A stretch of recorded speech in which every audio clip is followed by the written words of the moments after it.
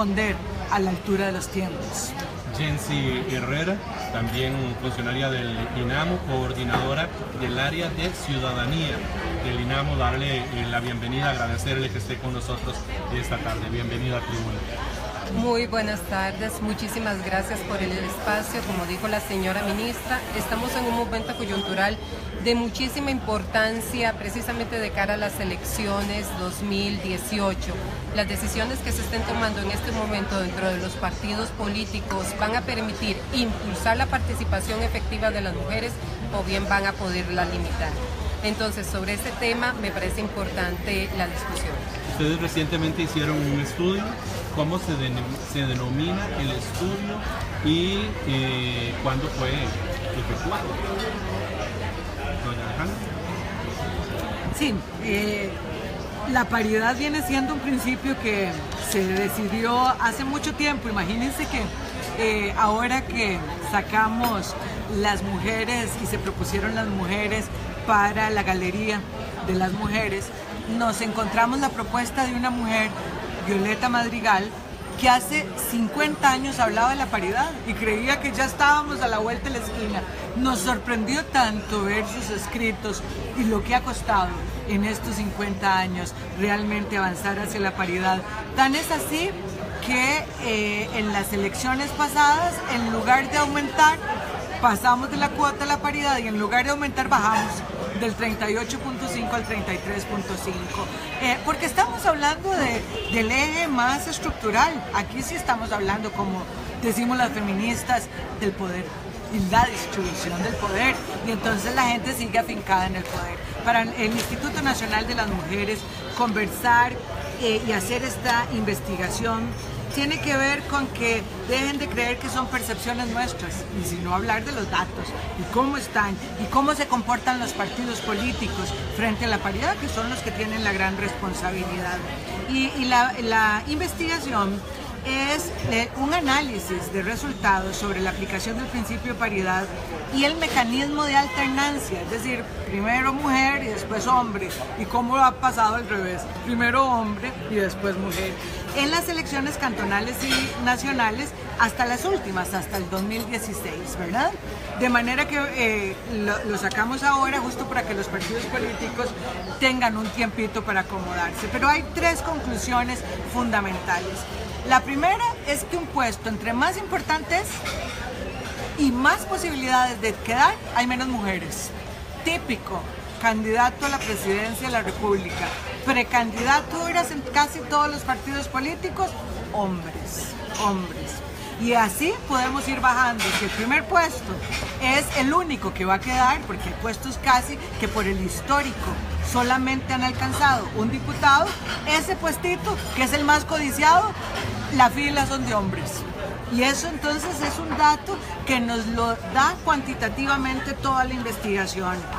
El segundo dato muy importante es que esta proliferación de partidos políticos que han salido en estos procesos electorales hacen un fraccionamiento que cada partido va a sacar menos personas en sus puestos de representación, porque entonces ya tiene más competencia, y eso significa menos mujeres, porque quienes están encabezando esos partidos políticos que solo se preocupan por un puesto en cada espacio, solo ponen y postulan a hombres. Así es que ahí hay un punto de reflexión.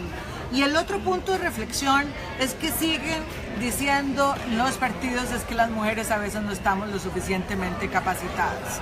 Y resulta que hay una cantidad de dinero enorme y una obligación de alcanzar paritariamente a las mujeres para las capacitaciones, y ahí estamos esperando que los partidos políticos las usen. De manera que del discurso al hecho hay mucho trecho, dicen nuestros adagios populares, y aquí parece que es que a los partidos tampoco les interesa que más mujeres tengan las herramientas. De por sí ya las tenemos, no estamos esperando que tengan un doctorado en la política, pero algunas herramientas adicionales pueden mejorar la calidad de la participación de las mujeres y no les da la gana usarlo.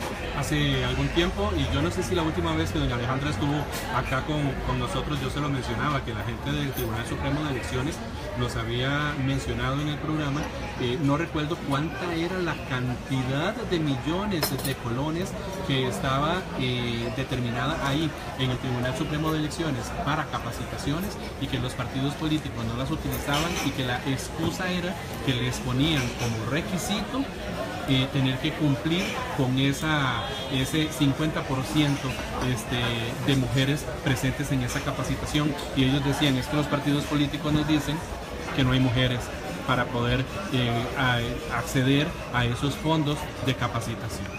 Efectivamente, estamos hablando de más de 3.600 millones de colones que en este momento están en las arcas del Tribunal Supremo de Elecciones y que no están siendo utilizados por los partidos políticos para lo que es la capacitación paritaria. Como parte del estudio se identificó que uno de los ejes centrales para promover lo que es la democracia paritaria, no solamente en términos de las mujeres, sino también de todas las personas que se postulan, es el tema de tener las herramientas, la capacitación y la formación. En ese sentido, evidentemente, el estudio da cuenta de que son muy pocos los partidos que han utilizado algunos de los fondos, pero la mayoría no los utiliza. Yo sí quisiera tal vez recordar con el inicio de la administración de doña Alejandra Mora en el 2014, evidentemente los datos en las diputaciones, la participación política de las mujeres bajó de una manera importante. Es ahí cuando el INAMU, ¿verdad?, la señora ministra solicita al Tribunal Supremo de Elecciones que nos reunamos y que entabláramos una carta de entendimiento para coordinar acciones conjuntas que permitieran, por un lado, investigar cómo era que estaba ese balance de la paridad, es decir, cuáles son los puntos a favor, pero dónde estaban como también los grandes nudos que había que ir desatando. Dentro de los nudos, uno de los principales está el tema de esos 3.600 millones de colones que hay que utilizar. El otro nudo también es el tema de los estatutos, porque la investigación logró identificar que a estas alturas, de cada una de las correcto, todavía hay partidos políticos que no integran dentro de sus estatutos ningún elemento de paridad ni ningún elemento de alternancia, porque esto es importante. Como hablamos con las mujeres, si la cancha no está marcada, difícilmente, siempre la lectura va a ser en contra de la participación efectiva de las mujeres. Ese es un punto importante. El otro punto importante es que conocemos de carreras políticas de mujeres que han venido haciendo una lucha y cuando llegan a las asambleas generales y no tienen claros los mecanismos de participación, se echan para atrás, ¿verdad? Entonces, esos eran como algunos de los elementos que nosotras queríamos identificar y que ahora lo tenemos a partir de la investigación. Por ley, tal y como está nuestra legislación, obviamente, digo, y lo pregunto para que ustedes me corrijan, una agrupación política no tiene que modificar sus estatutos, ¿o sí? En términos de equidad de género. Bueno, en principio tendría que modificarlos por lo siguiente. La paridad es una obligación del Código Electoral y corre para todo el mundo, pero para llegar a Roma hay varias rutas. Así es que cada partido puede escoger la propia ruta para hacerlo. La mayoría de los partidos escogió un mecanismo nada más, la alternancia. Es decir, que vengan listas trenzadas, hombre, mujer, mujer, hombre. Pero resulta que se les olvidó que en esas listas, si no encabezaban también las mujeres, el corte iba a ser que entonces, si tenían 3 puestos, eran 2 hombres ya de entrada. Si tenían solamente un puesto, era una sola mujer, un solo hombre. Eso hace que entonces ahora, a raíz de que los hombres, los partidos políticos no pusieron el encabezamiento, la Sala Constitucional en una resolución histórica señala que es una responsabilidad de los partidos políticos. A raíz de eso, el Tribunal Supremo de Elecciones señala que en la lista total, por ejemplo, para diputaciones, la relación es 4-3. 4-3, de manera que le impone una responsabilidad a los partidos políticos. ¿Cómo lo van a hacer?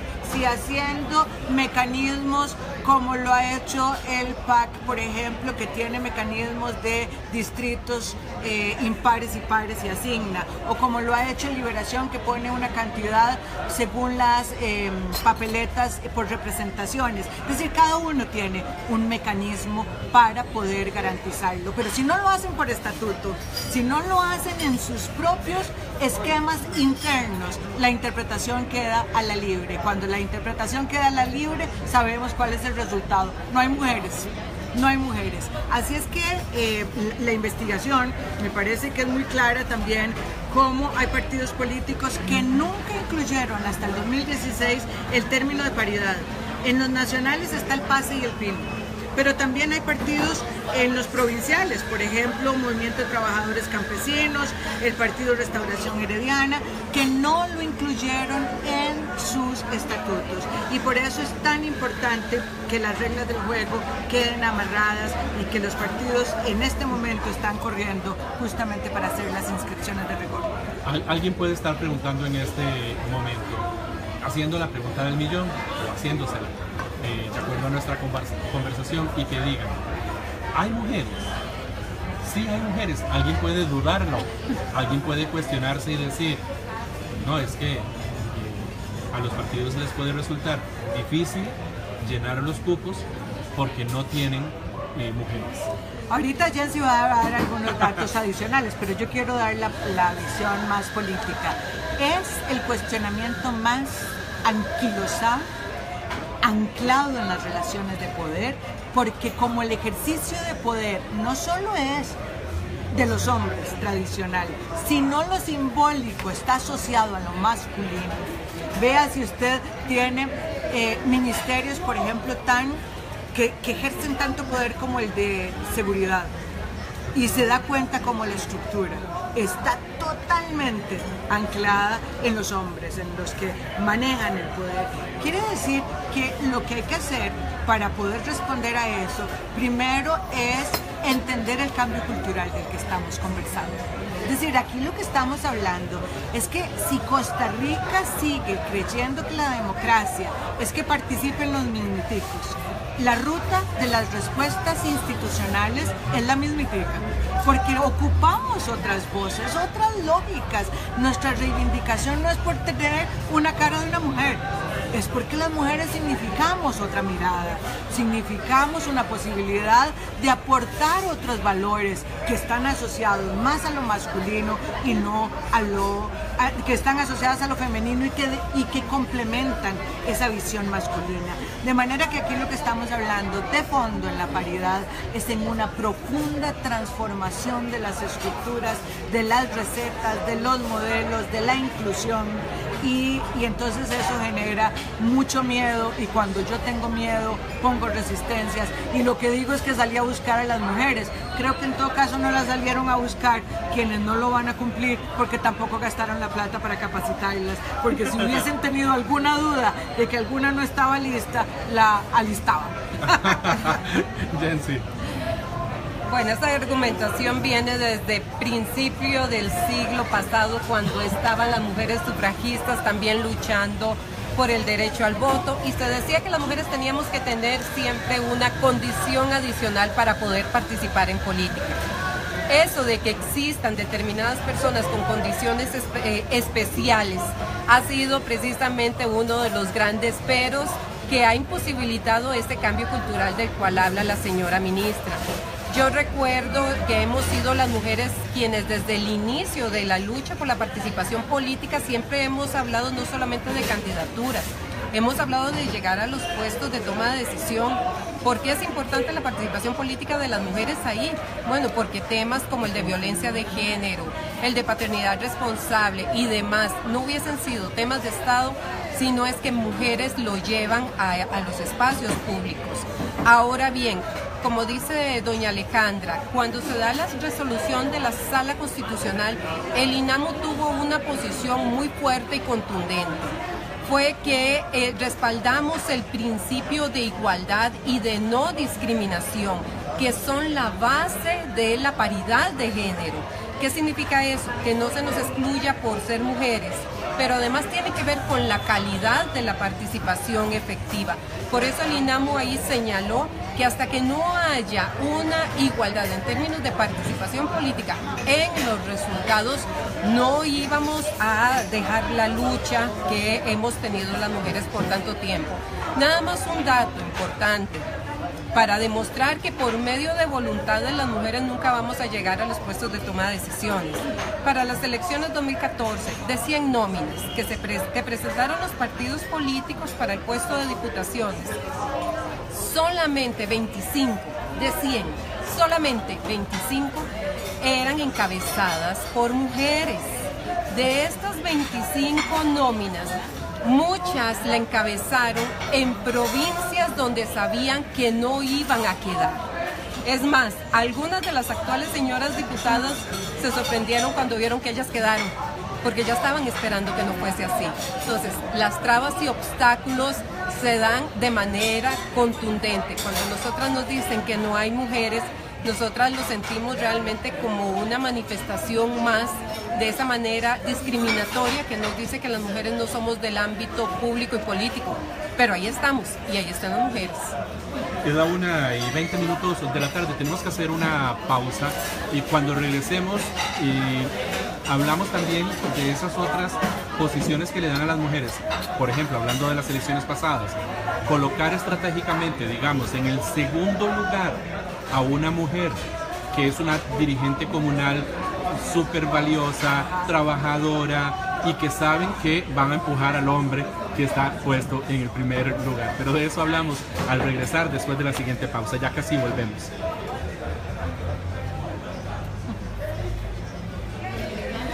De la tarde, hoy conversando con Yancy Herrera del INAMU y la ministra de la Condición de la Mujer y presidenta ejecutiva del INAMU, desde luego, doña Alejandra Mora. Y yo les decía antes de irnos a la pausa, es común y en las elecciones, bueno, no solo en las elecciones pasadas, siempre se ve colocar en el segundo lugar a una mujer que es súper trabajadora, que es una dirigente comunal, que mueve la comunidad, porque así ha sido siempre, y es colocada en el segundo lugar porque saben que eso garantizaría que el que esté en el primero, que es un hombre, va a quedar. Sí. Eso es tan cierto que la base de la campaña que hizo el Instituto Nacional de las Mujeres en articulación con el Tribunal Supremo de Elecciones, lo que tenía era el rescate de los liderazgos de las mujeres en las comunidades. Y por eso le decíamos a las mujeres que ya estaban listas. ¿Quién es la que se preocupa cuando la basura no pasó? ¿Quién es la que organiza cuando los impuestos se suben y ellos consideran que están desajustados a la realidad y las posibilidades del pueblo? ¿Quién es la que está preocupada por el cuidado y va y organiza para ver cómo pueden resolver los temas del cuidado? Eso es la política local y es al final lo que se traslada a la política nacional, pero es lo que la gente ve en las comunidades y sabe que quien resuelve cuando lo hace gratuitamente, cuando llega a los puestos de decisión, lo puede hacer súper bien porque ya ha demostrado que tenía un interés legítimo, un interés comprobado en las cosas. Así es que cuando esa señora que tiene ese liderazgo no va de primera, es porque ese partido sigue colocando a los hombres en el primer lugar y utiliza, y déjenme que remarque la palabra visión utilitaria de las mujeres, porque como estamos de moda, como discurso, pero no como tenencia real del poder, entonces es muy fácil colocarnos de segunda, empujamos al primero y nos quedamos nosotras viendo para el techo y seguimos y vamos a seguir trabajando en la comunidad gratuitamente y vamos a seguir empujando eso. Pero la gran reflexión para las mujeres que están en la política es que golpeen la mesa en esos partidos políticos y digan no, perdón, aquí quien está arrastrando una papeleta de esta magnitud en esta comunidad soy yo, y eso es parte de lo que sí es un aprendizaje para las mujeres. Golpear la mesa, hablar claro y contundente, no tener miedo a denunciar que alguien está anclado en el poder periodo tras periodo. Es decir, hay que hacer toda una toma de visualizar lo que pasa en los partidos para que los otros lo puedan ver, porque si no, no se ven. Es tan histórico que parece que está impregnado en la foto y que esa foto es así y que no se puede cambiar.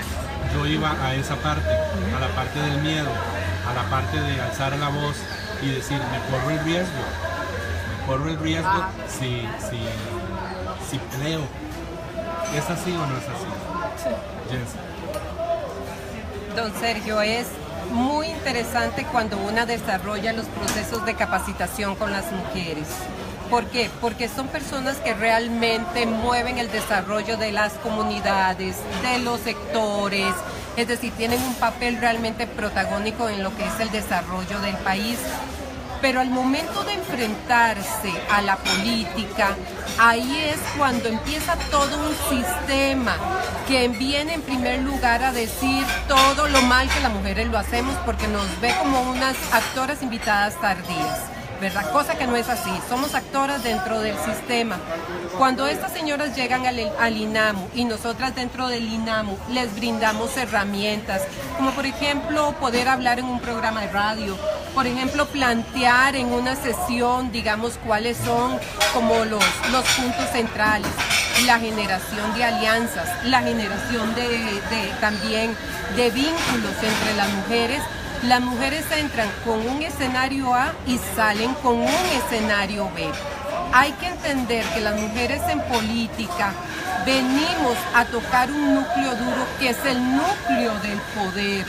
Y ahí es donde vamos a topar con todo un ámbito cultural que nos vuelve a recordar que estamos designadas nada más para el espacio privado. No obstante, ya tenemos un papel muy importante en lo público, pero al momento de llegar a los puestos de toma de decisión es ahí donde encontramos todo tipo de obstáculos. Así que a nosotras cuando nos han dicho no hay mujeres, nosotras decimos, bueno, comuníquese con el INAMU, viera que tenemos listas de mujeres que sí, necesitamos capacitación, necesitamos formación, pero pueden plantear muchísimas cosas al desarrollo de la democracia costarricense. En el INAMU, perdón Alejandro, yo sé que usted va a acotar algo más, pero hago el paréntesis y me contesta cualquier cosa después. En el INAMU, por ejemplo, ¿se ha presentado algún tipo de denuncia con respecto a esto? ¿Sí se atreve a...? Sí. Sí, me parece que en el contexto que dice Jensi es el más claro. Cuando estamos capacitando, porque nosotros tenemos un proceso de capacitación, ¿cuántas mujeres llevamos este año? Más de 4.600. 4.600 mujeres que están en política haciéndoles procesos de capacitación, porque el primer tema es creérnosla.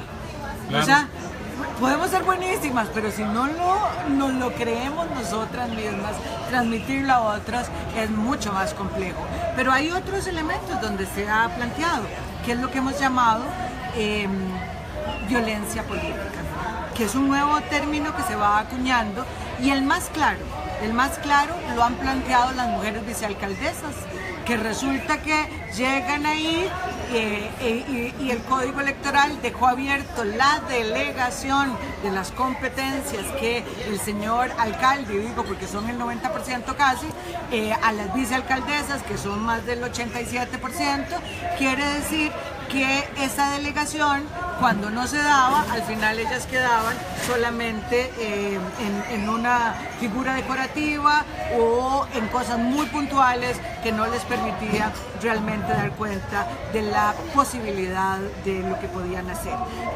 Aquí me parece que también otro elemento muy importante que yo quisiera decir es que la política es el arte de la negociación.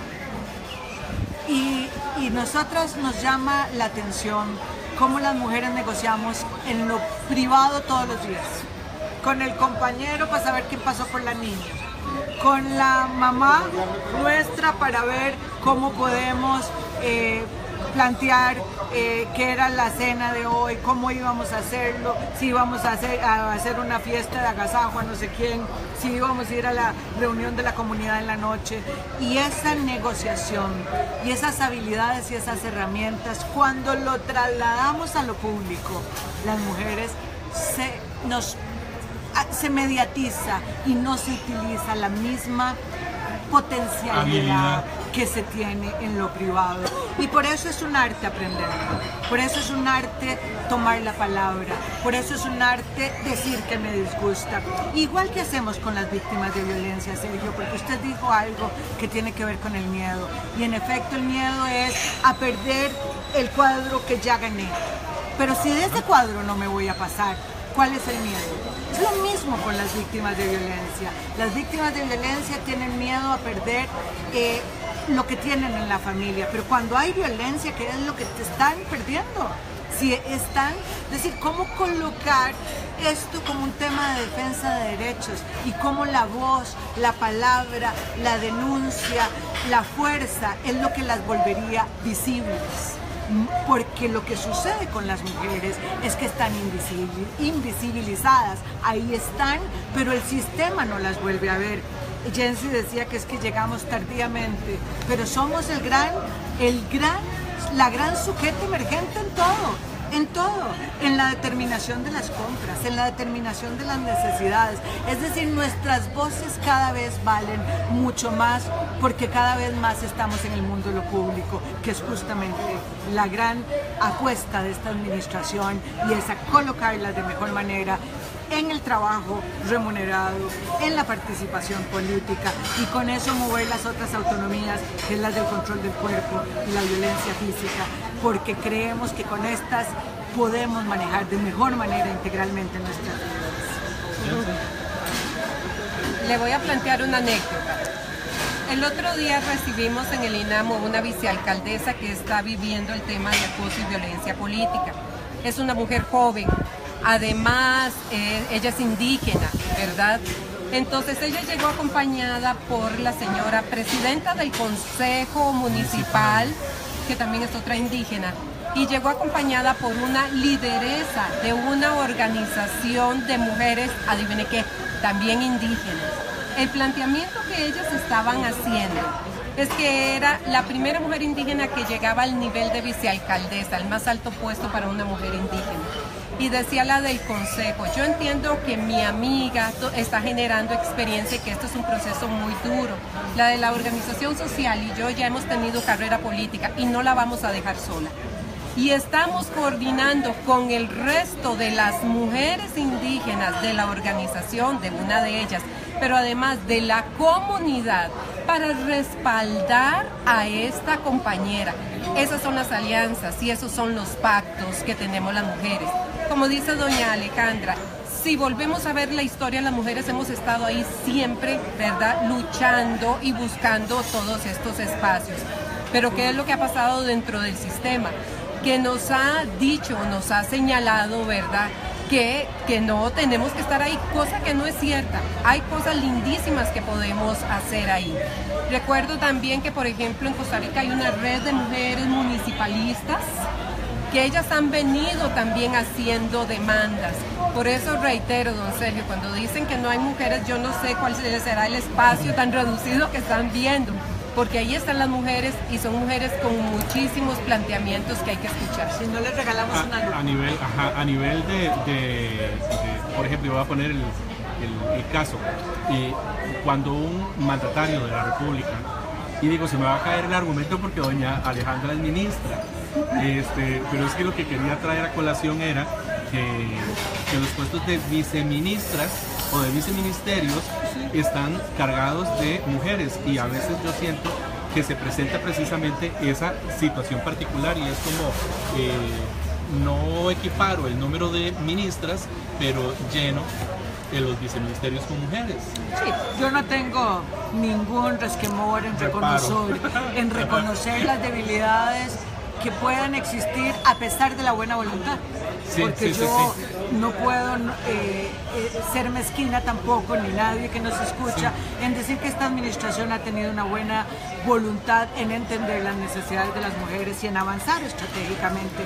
Pero aún así tenemos un resabio en que más o menos el promedio de las ministras es de 22% y el de viceministras es de un 38% un 31 es ministras y 38% viceministras. De manera que siempre son mayores las viceministras. Por eso es tan importante la discusión del proyecto de ley que se está dando en la Asamblea Legislativa y que hay partidos políticos que dicen que jamás, que todavía se puede tener la paridad en puestos de votación. Pero en los de designación, que es una competencia del presidente de la República, en eso jamás, porque eso es violar la autonomía de la presidencia. ¿Cuándo se le ha dicho que le vamos a decir el nombre? Lo que le estamos diciendo es que hay una regla donde las mujeres también queremos estar ahí y tenemos derecho porque somos la mitad de la población.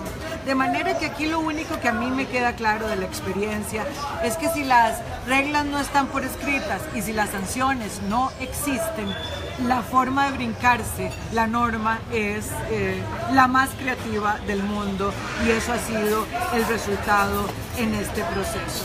Así es que tenemos mucho que decir las mujeres en este 2018. Estamos fortaleciendo los procesos de capacitación, las alianzas con el tribunal, con RECOM, que es esta red de mujeres municipalistas, y con las mujeres que tienen tanto que decir y tanto que posicionar. Vamos a estar atentas a que las sanciones del 50% en la inscripción de las nóminas sea así. Y de dar cuenta de los retos pendientes, porque resulta que la paridad nombrada 4-3, como decía en la lista, si todos los partidos, ese 4-3 es 4 hombres, 3 mujeres, 4 hombres, 3 mujeres, el ABACO nos dice claramente que las mujeres vamos a estar totalmente subrepresentadas. De manera que la gran reflexión es cómo los partidos políticos entienden que esto que está de moda, porque todo el mundo habla de las mujeres, significa niveles de consecuencia y de responsabilidad. Vamos a hacer una pausa, Jensi, es la 1:38 de la tarde y ya casi regresamos aquí hasta el Café del Club Unión, hoy conversando con la ministra de la Condición de la Mujer, doña Alejandra Mora, y con Jensi Herrera, coordinadora del área de ciudadanía del INAMO. Ya casi regresamos. Te lo aprendiste. Jensi me iba a acotar algo más a lo que estaba diciendo la señora ministra. Jensi, dígame. Sí, nada más una idea central. La participación política de las mujeres no es un asunto solamente de las mujeres, es un tema país. Si nos damos cuenta, Costa Rica, digamos, está quedando como en los niveles más rezagados en términos de la participación política, siendo que en determinado momento era el repunte y el ejemplo, porque además nuestro sistema político se ha caracterizado por promover una democracia representativa, ¿verdad?, importante. Nada más recuerdo que a nivel regional en Latinoamérica solamente 2 países nos antecedieron en términos de la paridad de género, que son Bolivia y Ecuador en el 2008. Recuerdo que el tema de paridad de género ya venía con el espíritu desde la Ley de Igualdad Social de la Mujer. El proyecto de ley de igualdad real hablaba sobre la proporcionalidad, ¿verdad?, de la participación de mujeres y hombres. Estamos hablando desde los 90 y se logró las reformas al Código Electoral hasta el 2009. Luego de Costa Rica, ¿verdad?, en el 2012, Honduras, Nicaragua y Panamá adquirieron también leyes paritarias y en este momento esos y otros países van en repunta en términos de la participación política de las mujeres. Tarde o temprano, porque si algo tenemos aquí en Costa Rica es que las mujeres desde la institucionalidad, desde los movimientos a lo interno de cada uno de los partidos y sus tendencias, desde las organizaciones sociales, seguimos con el tema de la participación política efectiva como derecho y principio de justicia, y vamos a seguir tarde o temprano, vamos a llegar. Yo estaba tratando de recordar, soy muy malo para recordar fechas y nombres, por supuesto, pero digamos que recordaba a una doña Laura Chinchilla, que fue la primera ministra de Seguridad de nuestro país. Recuerdo, por ejemplo, es que no me quiero equivocar, a quien fuera la primera presidenta del Congreso de la República. Es que no fue doña Rosemary Karpinski. Anteriormente Ahorita lo recuerdo. Ok, lo que quería recordar era esos puestos claves, por ejemplo, por no mencionar, digamos, a la primera mujer en nuestro país que se graduó como abogada, que fue doña Ángela Acuña Brown, ¿verdad? O la primera mujer que votó hace 67 años, creo que fue, más o menos. Ajá.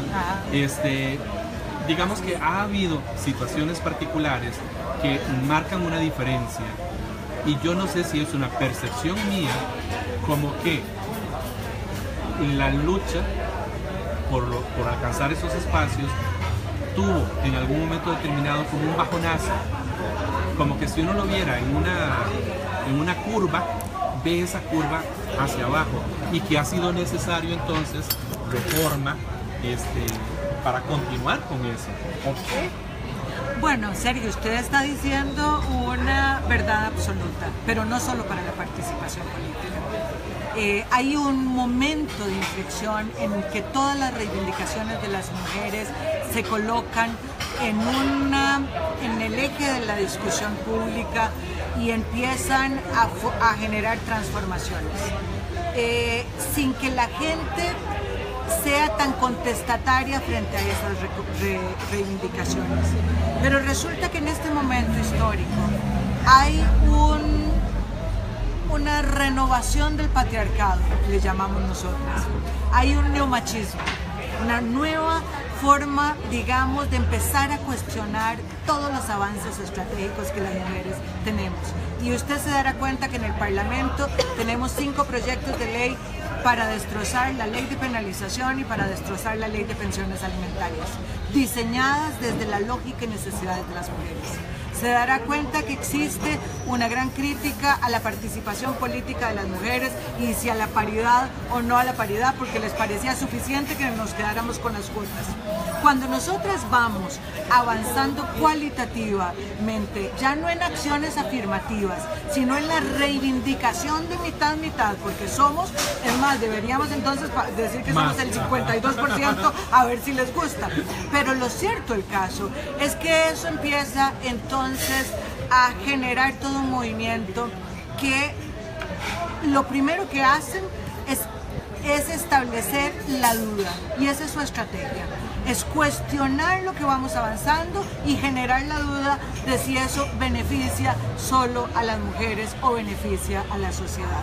Y entonces ahí es donde usted tiene la respuesta de cómo llegamos a algunos estadios, vuelve a cuestionarse y nosotros seguimos empujando estos procesos. Quiero también señalar que es clarísimo esto, con un proyecto de ley en la Asamblea Legislativa de algunos que siguen anclados en el poder, de que instituciones estratégicas no sigan avanzando al mundo de lo público, a las mujeres, sino que se queden en el mundo de la familia.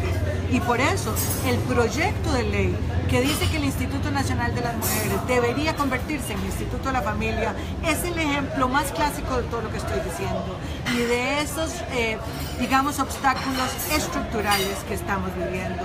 Y finalmente en este tema, y aprovecho porque me parece que en política, ahora que estamos en esta pre-campaña, me preocupa muchísimo además que los temas de las mujeres sean los temas para problematizar en la campaña y para ir a la baja en la campaña.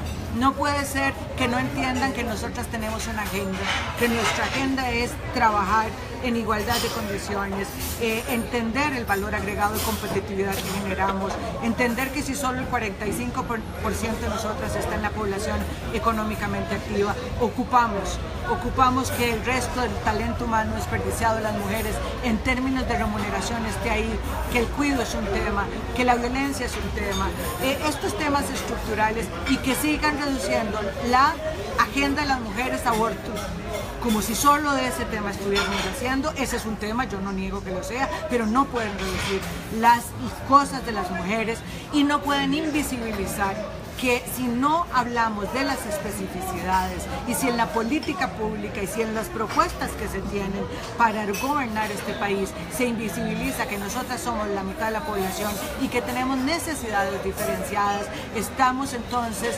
retornando a hace muchos años donde se negaba estas diferencias y donde se reducían nuestros ámbitos de acción. Y hablando de diferencias, yo no sé si el estudio, si hay algún cruce de variables ahí que determine si los puestos alcanzados tienen que ver con generaciones. Si las mujeres de generaciones más jóvenes están luchando más o si tienen esa visión de mundo mucho más clara también para continuar en la lucha. Sí, desgraciadamente el cruce con mujeres jóvenes no está hecho y me parece que estás apuntándonos un gran pendiente, justamente porque está clarísimo que la población joven es de la más discriminada, no solo laboralmente, sino políticamente. Y díganme si en la historia, además de estas mujeres jóvenes que están en participación política, han recibido la crítica tan apasionada que se ha recibido últimamente. Si existe un cruce con ruralidad, que me parece que también es un tema importante, donde se da cuenta de las limitaciones de las mujeres para participar políticamente y cómo muchos de los partidos que además están establecidos en estos ámbitos son los que tienen, digamos, unas debilidades sobre el principio de paridad, y le pediría a Jensi que nos dé los datos de estos partidos en la investigación. Sí. Mientras identificamos para dar con precisión, ¿verdad?, el tema de esos datos, yo sí quisiera recordar, el INAMU cuenta con un documento, está en línea, que es el segundo estado de los derechos humanos de las mujeres. En ese momento se hizo un estudio con más de 1.200 personas y una de las preguntas era sobre la vivencia de la discriminación, y se preguntó si usted considera a hombres y mujeres que las mujeres son discriminadas en política. Más del 90% de mujeres y hombres lo señalaron como cierto, ¿verdad?, que somos discriminadas en el ámbito político.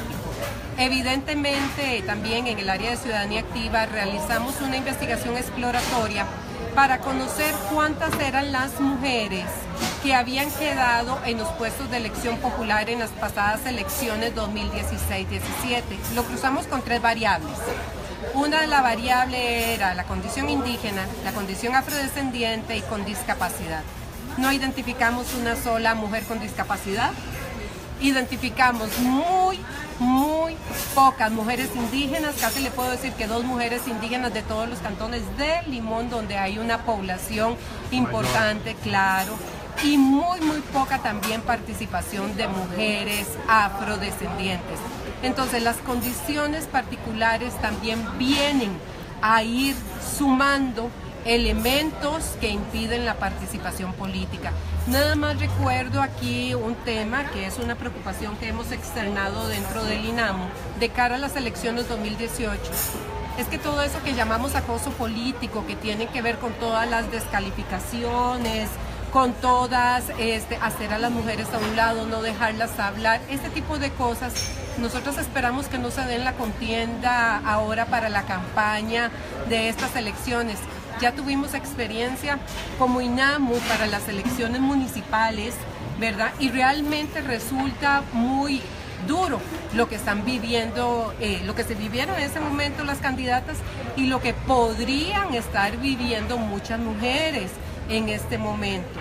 Efectivamente, nos hace falta una ley, ¿verdad?, que sancione y prevenga el acoso y la violencia política, pero sí me parece importante desde ahora hacer el llamado a prevenir toda manifestación de violencia dentro de cada uno de los partidos. Y yo no sé, hablando de cruces, no sé por qué me gusta hablar de cruces, si también el estudio logra arrojar el resultado de si los cambios significativos se han venido produciendo o se producen en agrupaciones políticas más nuevas y no en las tradicionales, que obviamente supongo les sería mucho más difícil romper con esquemas que han venido arrastrando a lo largo de muchísimos años.